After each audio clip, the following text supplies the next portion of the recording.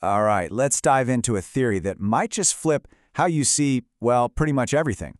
It's called actor network theory, or ANT for short. And trust me, it's going to ask us to completely redraw the map of how we think the world actually works.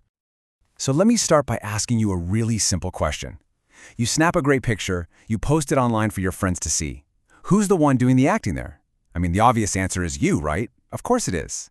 But is it really that simple? If you're thinking with an ant mindset, you are just the beginning of the story. It wasn't just you. Your smartphone's camera acted. It's what captured the light. The app's algorithm acted by processing that image and deciding who sees it. The thousands of miles of undersea fiber optic cables acted by carrying your photo across the ocean. The massive server farm, maybe somewhere in Iceland, acted by storing it. Heck, even the terms of service that you blindly clicked agree on, that acted too, by setting the rules for the whole game. All of a sudden, that simple action isn't so simple anymore. You're part of this vast, invisible network. Now, to really get our heads around this, Ant says we have to bust a couple of huge, common myths. And the first one is the very idea of society itself, this big, shadowy force that's supposed to be controlling everything from the top down. Okay, check this out, because this is a huge shift in thinking. Traditional sociology often looks at society as this big container that's already there, and it uses it to explain why stuff happens. Society made him do it. But ANT completely flips that on its head. It says the social isn't a cause, it's an effect. It's a temporary outcome that's constantly being stitched together by this web of connections. So the job isn't to use society as an explanation, it's to explain how the social got assembled in the first place.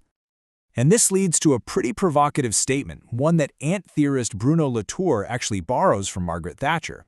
Now, their politics are worlds apart, but for ANT, the point is methodological. You can't just be lazy and say society caused something. You have to show your work. You have to trace the actual specific connections that create the effect that we then decide to call society. All right, so if busting the idea of society wasn't enough, get ready for myth number 2. And honestly, this is where things get really, really interesting. It's the assumption that humans are the only ones who can really do things, the only ones with real agency. Ant comes along and says, nope. It gives us a much, much broader definition of an actor. Sometimes they call it an actant. And it's actually pretty simple. An actor is anything, and I mean anything, that makes a difference in a course of action. Anything that modifies a state of affairs, human or not. I mean, just think about a speed bump. It actively forces you to change your behavior, right? It's not just a passive lump of asphalt. It is a non-human actor that is making you slow down. It's literally doing a job that a police officer or a sign might do otherwise. It's acting on you. Or how about a keyboard? It's not just a neutral tool you use, it's an active partner that translates the messy, fluid stuff in your brain into these discrete, standardized letters. It's shaping how you express your own thoughts. And we can scale this idea way up. Think about a vaccine. This is a non-living biological thing, right? But it can completely redefine an entire population's relationship with a disease. It changes social interactions. It changes economies. It changes politics. It is, without a doubt, a powerful non-human actor. And this brings us to a really critical point. Whenever we see these huge, durable patterns in the world, like social inequality, Ant says there's no way that's being held in place by human intentions alone. To create something that stable, that resilient, you have to enroll non-human actors. You need laws written on paper, technologies, buildings with walls, economic formulas and computers, all these things that hold the whole structure together. Okay, so if we can't use big fuzzy ideas like society anymore, and we have to treat a speed bump with the same analytical respect as a person, how on earth are we supposed to study anything? Well, ANT offers a method that's, well, it's challenging, but it's also beautiful in its simplicity. Latour has this wonderful, funny metaphor for it. The name ant is actually perfect because the method is to act like one. You have to follow the trails wherever they lead, no matter how weird they get, and you can't assume you know where you're going ahead of time.